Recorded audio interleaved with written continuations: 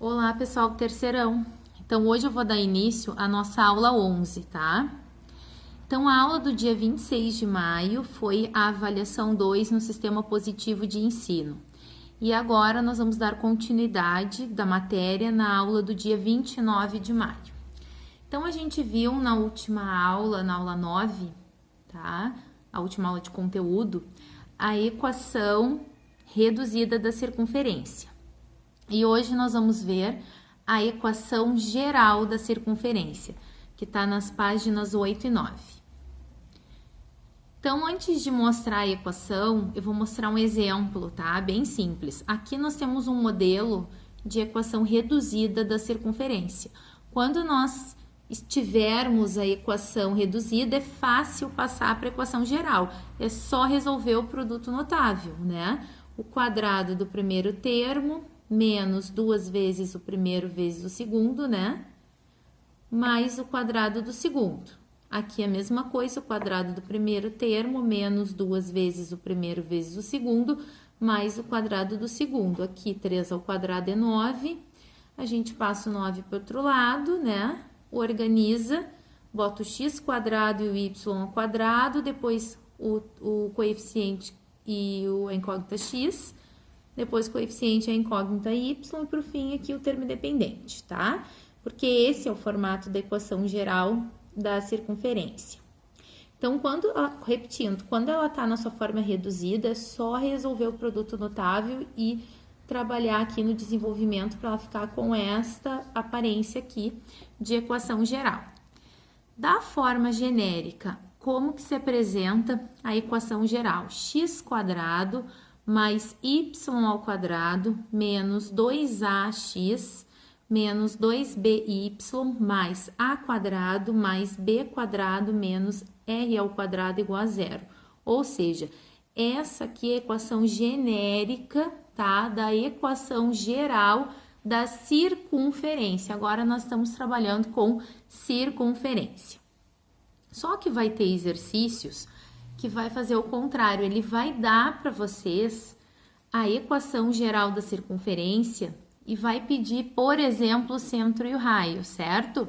Se eu tenho a equação reduzida, é simples, né? Simplesmente daqui eu copio, ó, tiro a informação do centro e do raio. Mas através da equação geral, a gente não consegue simplesmente olhando, tá? Tirar o centro e o raio. Então, como que a gente pode calcular isso?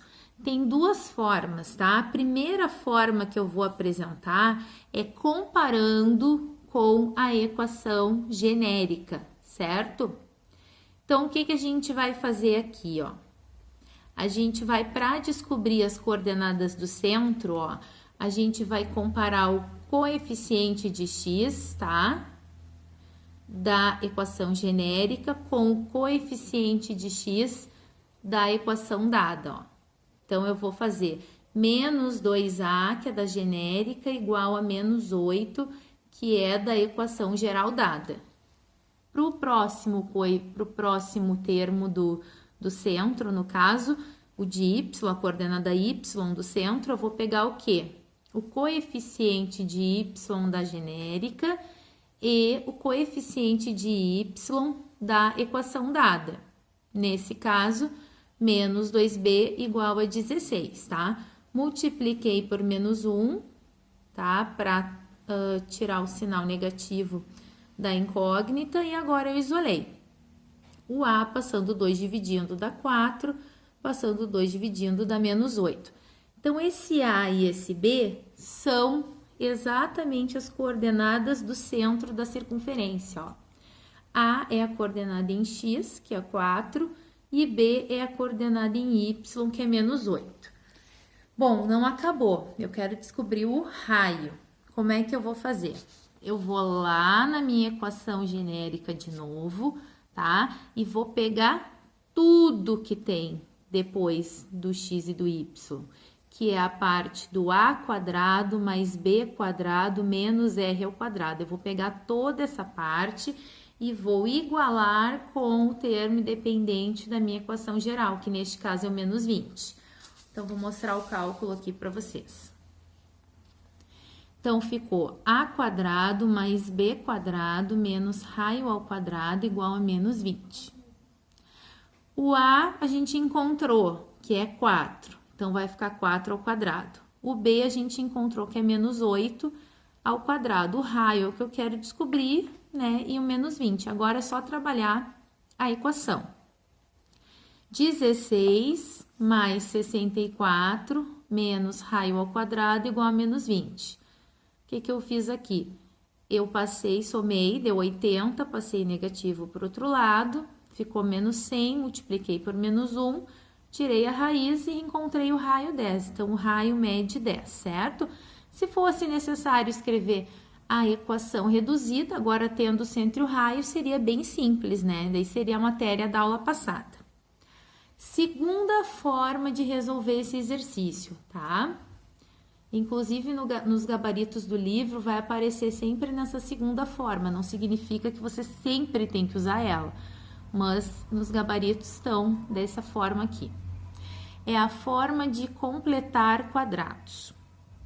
Então, o que a gente faz? Se a gente organizar essa equação, juntando a parte do x e do y, nós vamos ver que nós estamos com quadrados incompletos, tá? Que tá faltando uma parte. E daí entra o completar quadrados. Então, vamos juntar x quadrado menos 8x, ó, x com x, y ao quadrado mais 16y, e o termo independente a gente joga para o outro lado, tá? Então, a gente vai completar esse quadrado e depois completar esse aqui. Bom, para completar quadrado, a gente pega, não tem que se preocupar com o sinal, porque vai ser sempre positivo aqui o que a gente vai completar. A gente tem que se preocupar com o valor que acompanha x sozinho, ó, esse x, e dividir por 2, tá? Então, eu tenho 8. O que eu vou fazer? Eu vou dividir por 2, que vai dar 4. E o valor que eu dividi, eu elevo ao quadrado e boto aqui, 16. Então, repetindo, eu pego o coeficiente que acompanha x sem cuidar o sinal, não importa se é negativo ou positivo. Nesse caso, o valor é 8. E divido por 2, que dá 4. E esse valor que eu encontrei, eu elevo ao quadrado, que dá 16. Eu troquei a cor para mostrar que é o valor que eu acrescentei para completar esse quadrado, tá? Nesse caso, a mesma coisa. Eu pego o termo que acompanha y, não importa o sinal, divido por 2. Vai dar 8 e elevo ao quadrado, que vai dar 8 ao quadrado, 64, incluir. Então, até o presente momento, para o primeiro quadrado eu acrescentei 16 e para o segundo, que é o do y, eu acrescentei 64. Tudo que eu acrescento de um lado da igualdade, para não alterar a igualdade, eu tenho que acrescentar do outro. Então, se eu acrescentei 16 e 64, desse lado eu vou ter que somar mais 16 mais 64, certo? Porque dessa forma eu não altero a minha equação. Agora, eu coloquei entre parênteses, ó, para ficar bem claro aqui, ó, o que a gente fez, ó, completamos, né? Fiz a soma, deu 100.